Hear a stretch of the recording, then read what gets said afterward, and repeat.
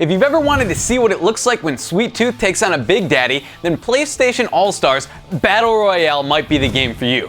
The game was developed by Superbot and features some iconic characters from huge franchises. But can the combined star power of all these characters add up to a superior brawler, or will all stars turn out to be all suck? Let's find out. Unzip him, Mr. Bean. Unzip him. Ah, look. It's a fresh one, Mr. B. Hey, look. I like him. So ready to unstuff. Challenge. Only one will win.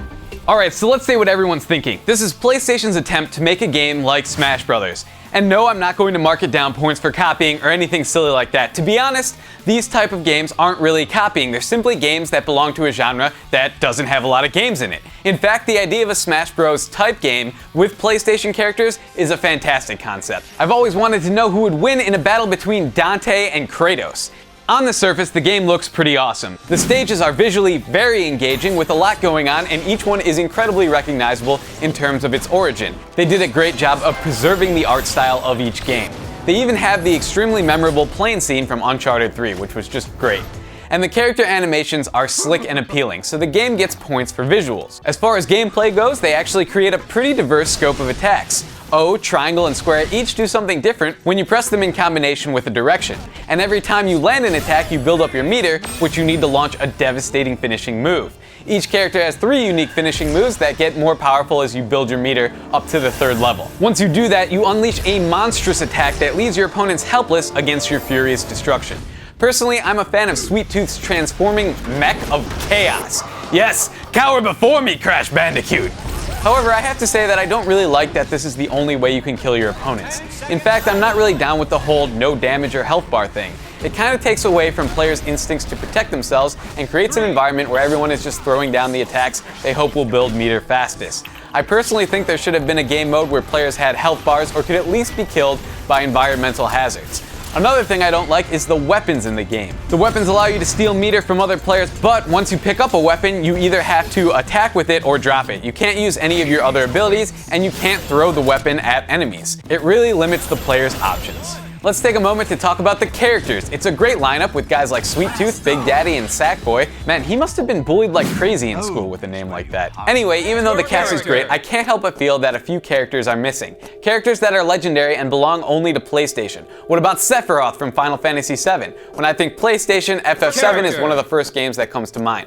Or how about Crash Bandicoot or Spyro? Also, I disagree with their decision to use new Dante over old Dante. I mean, I think we can all agree that old Dante was far more badass than new Dante will ever be. Battle Royale is currently sporting 20 playable characters as opposed to the 36 in Smash Bros. Brawl. Now this is going to change. There's already been 2 more characters announced, and they'll be free for the first 2 weeks, and if you download them in those first 2 weeks, you'll never have to pay for them. But if you miss that window, there will be a charge. I gotta say, I don't really agree with this system. First of all, having any charge at all opens people up to the idea of paying for characters, which I don't like. What if they decide not to have the 2-week free period for additional characters? In my opinion, any additional characters added to the game should be free, especially when you consider that there's not really a full story mode for any of the characters in this game. There's the arcade mode, but it really feels like they cheaped out when it came to story in this mode. You get a still image with a narrator talking over it at the beginning and end, but that's about it. There's one scene where you'll interact with another character. Well, get a load of you, Cupcake. You know, I worked real hard on that ice cream cone, real hard. But the rest of arcade mode is just playing random matches that they seem to have thrown together. And the final boss, who I won't show for spoiler reasons, feels generic and overall disappointing. Really, to me, this game doesn't feel like it should be a full-price game. It feels very bare bones. Online play is pretty good. The game just came out and they're still working out a few bugs, like keeping this lagging asshole out of my game. But I'm going to give them the benefit of the doubt and say that they'll have this cleared up pretty soon. They've got the choice to do quick matches, which tend to be more casual, or ranked play, where players take it a bit more seriously. It's pretty straightforward, but it works, and that's what matters. You can also have multiple players on one system entering the online battle, which is a nice touch. So let's go over the pros and cons one more time. On the pro side, you've got great visuals, slick animations, and fairly smooth online play, as well as a myriad of attack options for each character.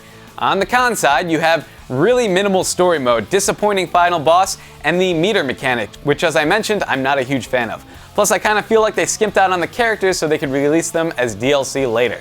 Overall, the game is pretty good, but doesn't get close to my expectations. It's just not as addictively fun as Smash Bros. But it's still fairly entertaining and has some great characters, so it gets 7 transforming clown mechs out of 10. For more great video game content, be sure to keep it locked right here to Smosh.